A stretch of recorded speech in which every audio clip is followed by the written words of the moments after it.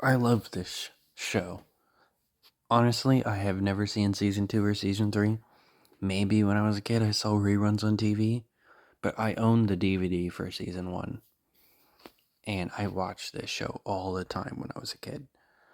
So I won't be able to do what I do with Scream and try and tell you that I knew who the people were because I knew by heart who the people were. Most of them, anyway. After like a few minutes, I just knew who they were. And then other people's I knew immediately. So let's talk about the actual show now. It has some really good humor that holds up. That I like laugh out loud, and there's a lot of cringe in here occasionally. And there's some dialogue that doesn't make sense.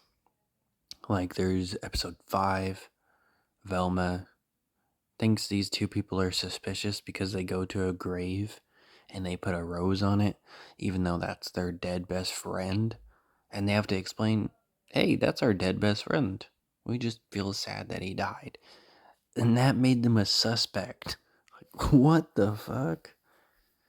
Okay. And there's also this one where Daphne be's kind of a dick. Fred takes her glasses apparently, and like he puts it on and does an Elvis impression. He's like, "Hey, not with my sunglasses, you don't." And he's like, "But that's the only way I can do my Elvis impression." So she's like, "Oh, really?" And then she breaks it in half and says, "Darn cheap things." Jesus, Daphne, you didn't have to do all that. And there's no creature like Snow. Creature was fine. I'm only going to talk about the episodes that, really had an impact on me when I was a kid. Space Ape at the Cape. That one was very impactful in my childhood. Big green purple alien that just kept growing and growing and getting creepier and creepier. And then ended up being the kinda nice lady. Big Scare and the Big Easy. That one has the soundtrack from the one song that's in the live action Scooby-Doo movie, the 2002 one. They have and I think they both came in around the same time. That's also one of the things I love about this show is that the soundtrack is amazing. All of the songs are pretty memorable, and they all fit the situations. Its main screen is the Mystery Machine, the one I just talked about. Just someone ended up remote controlling the Mystery Machine, and we get a whole origin story for the Mystery Machine for some reason. Apparently someone else owned it before, and they were the one that painted the flowers on it or whatever. And they were going to use it for publicity and get the band, popular or whatever. Roller coaster ride was a big part of my childhood. And yeah, I skipped over River Russell, I guess. I don't like that one. It's boring. Even as a kid, I never liked it. The creature just looks really cool, and it is something that most Scooby-Doo movies don't do, or Scooby-Doo shows. The person doesn't get in trouble. They say, hey, you didn't really do anything illegal. So she just gets in trouble with her sister, and her sister goes and tells her mom on her. I thought that was pretty funny. Safari So Goody was definitely something that kept in my head just because I was really scared of those fucking creatures when I was little. Glowing yellow animals, and they're lions and gorillas and all these just creatures that normally wouldn't be too harmful because they were behind zoo things. Because I went to the zoo a lot when I was little. Just something you wouldn't expect to have to deal with. And not only do you have to deal with them, but they look creepy because they're glowing yellow. The opening always got me when they're all just standing together roaring. She sees sea monsters by the seashore. Wasn't a fan of it. Monster looked cool. Wasn't a fan of it though. Um, Actually, 3D Destruction, I skipped over that one. It's a dinosaur one. It was kind of cool.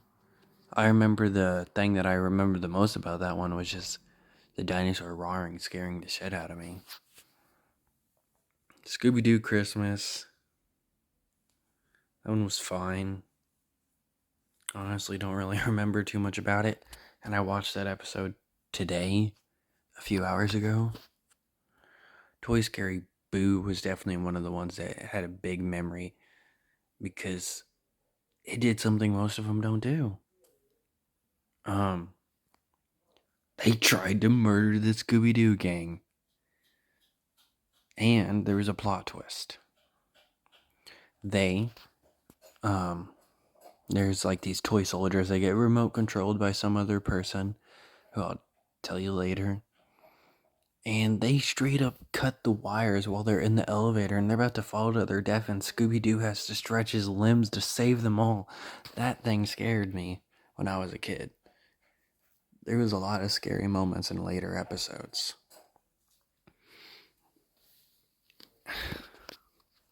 Then, of course, later we find out the dude with like this shitty doll was the bad guy the whole time, even though he made like this not very good doll. And he takes credit for it, and he's like, "Yep, I did it." Of course, we see them driving in the mystery machine away with his shitty doll. She's gonna give that to her cousin since they weren't able to get the toy they wanted or whatever. And then Scooby and Shaggy want to eat snacks, and Velma realizes, oh shit, it wasn't him after all. So they go back and they find the security guard trying to rob the place. I do think that's a pretty unique thing to do. I think the mystery's over and they go back. I don't think Scooby-Doo's done that too many times. Lights, Camera, Mayhem had one of my favorite jokes. This dude quits because he thinks the movie's shit and he doesn't want to do it. And then later he comes back. And the dude's like, wait, why'd you come back? I thought you didn't want to do this movie. And he's like, my lawyer told me to. I just love the delivery on it. It's definitely not as good as when I say it, but it was really good. And then there's a later one where Velma just destroys the shit out of him. She's like, he's a terrible actor.